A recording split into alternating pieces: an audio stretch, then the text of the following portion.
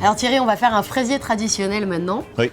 Donc on commence par préparer une génoise tout à fait classique. Alors on a préparé la génoise avant, et tu verras, on la retrouvera après quand on va faire le montage. D'accord. Et là, je voulais juste qu'on s'appuie sur la crème au beurre. Pourquoi? Parce que quand Christophe va intervenir avec le petit côté un peu olé olé de son fraisier et sa version à lui, qui est très intéressante. Nous, on est sur la tradition, comme tu le dis. Et dans la tradition du fraisier, on est sur un monde crème au beurre. D'accord. Alors certains réalisent une crème mousseline aujourd'hui pour alléger un petit peu le fraisier. Alors la crème mousseline, petit rappel, c'est une crème pâtissière un peu collée, un peu plus collée, presque un flan, tu vois, riche en beurre et qu'on a fait foisonner avec un deuxième beurre un peu pommade. Nous, on fait ce qu'on apprend très souvent dans les écoles, la crème au beurre. D'accord, et ben on y va, on attaque. Pour la crème au beurre, on a notre jaune, notre sucre.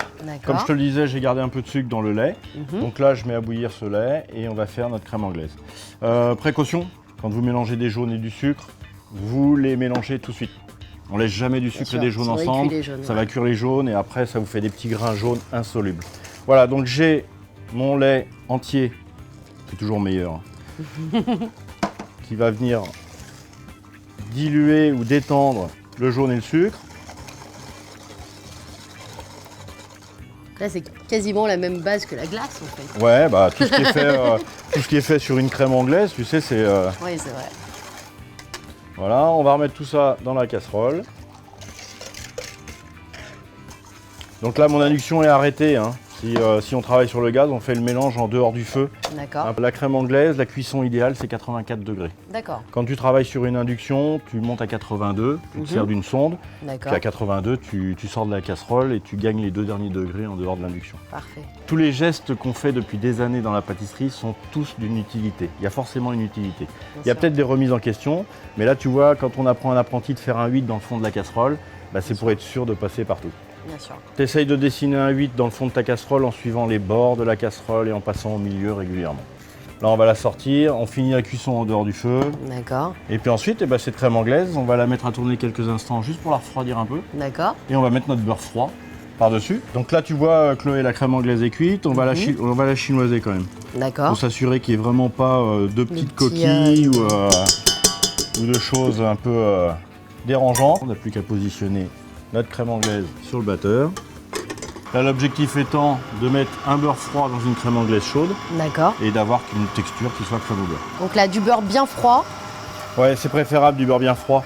Parce que si tu viens à mélanger ce beurre dans une crème anglaise trop chaude, tu vas avoir ta crème au beurre qui risque d'avoir une apparence tranchée. Tu sais, ce côté un peu quand ça se divise mayonnaise loupée. Ouais, tu vois. d'accord. La crème anglaise n'est pas refroidie, hein. On a chuté de quelques degrés. Et là, on va pouvoir ajouter notre beurre petit à petit. Donc voilà, on va laisser le beurre se mélanger et puis ensuite, il va foisonner. Et là, on va le réserver de côté pour ensuite l'utiliser. Thierry, on va maintenant monter notre fraisier. Oui. Donc traditionnellement, on fait 2 cercles de génoise. Voilà, donc là, on a fait une feuille de génoise. D'accord. Alors c'est vrai qu'avant, tu préparais ta génoise dans un moule à manquer, un moule à génoise que tu coupais religieusement. D'accord. Il est préférable quand même de faire des feuilles. Pourquoi? Parce que tu bénéficies de la texture un peu cuite de la génoise, ce qui te permet à la fois d'imperméabiliser le dessous et de maintenir le dessus. Quand tu as un biscuit, pour savoir s'il est cuit, il doit chanter. Le biscuit qui chante, c'est quoi? C'est un biscuit qui sort du four. Et quand vous appuyez légèrement avec votre main et que vous tendez l'oreille, tu entends les bulles d'air qui sont dans le biscuit craquer. Si le biscuit chante, ça veut dire que le biscuit est cuit. Donc là à côté, on a notre crème au beurre. Alors tu vois, cette crème au beurre a été réalisée, donc tu vois qu'on est sur donc une sur la crème base anglaise. de la crème au beurre qu'on a faite, on l'a fouettée. Tu l'as fouettée, voilà, on l'a mis au frais et on l'a fouettée. Et là on l'a réchauffé de manière à avoir une texture élastique, souple. Alors tu vois ce petit bec là, c'est synonyme d'une bonne texture. D'accord. Voilà. Donc crème au beurre, biscuit, les fraises. On a préparé un petit peu de sirop avec le kirsch. On a mis un carton or au fond du cercle. D'accord. On a donc nos 2 biscuits. Là, on a une pellicule de génoise qui est la pellicule cramoisie. On va se servir de cette pellicule pour venir la positionner sur le carton or. D'accord. Sirop à 30, hein, de l'eau, du sucre et du kirsch. On va imbiber notre biscuit délicatement. Cette génoise a été faite à la main. Attention, quand tu foisonnes au batteur, ne va pas chercher quelque chose de trop foisonné. D'accord. Plus tu vas foisonner, plus tu risques d'avoir une génoise qui s'émiette. Si tu veux une certaine élasticité, tu vois, comme là c'est le cas, il faut quand même t'arrêter au bon niveau. Hop, notre cercle, tout simple. On va commencer par mettre un cordon de crème au beurre dans le fond du cercle.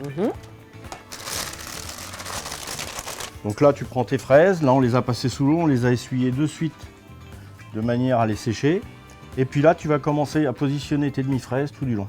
Tu vas suivre le mouvement de ton cercle et tu vas avoir un fraisier bien souple et bien rond. Et comme on dit maintenant, gourmand.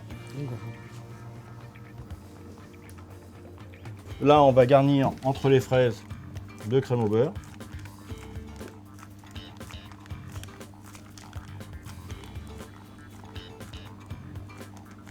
Ensuite, on va lisser tout ça de manière à ce que la crème au beurre épouse bien toutes les fraises. Et on viendra mettre notre dernière génoise sur le dessus. Voilà, tu vois, on a mis notre crème au beurre. On a bien tassé pour bien épouser le contour des fraises. Voilà, donc là, on a notre deuxième biscuit. On le positionne. On va l'imbiber à nouveau avec notre sirop kirsch. Alors, toujours imbibé léger. Tu as vu, un fraisier, parfait. Pas de batteur, on a juste fait notre crème au beurre et une bonne génoise. Donc on retrouve notre première génoise, nos fraises gariguettes, notre crème au beurre qui contourne toutes les fraises gariguettes. Sur le dessus, je vais le soulever légèrement, on a mis une pellicule de crème au beurre sur la deuxième couche de génoise. D'accord. Et cette pellicule vient coller la pâte d'amande qu'on a posée dessus. Alors là, restez bien avec nous parce que là, vous allez vivre quelque chose d'exceptionnel. Vous allez voir l'évolution de la tradition vers le modernisme.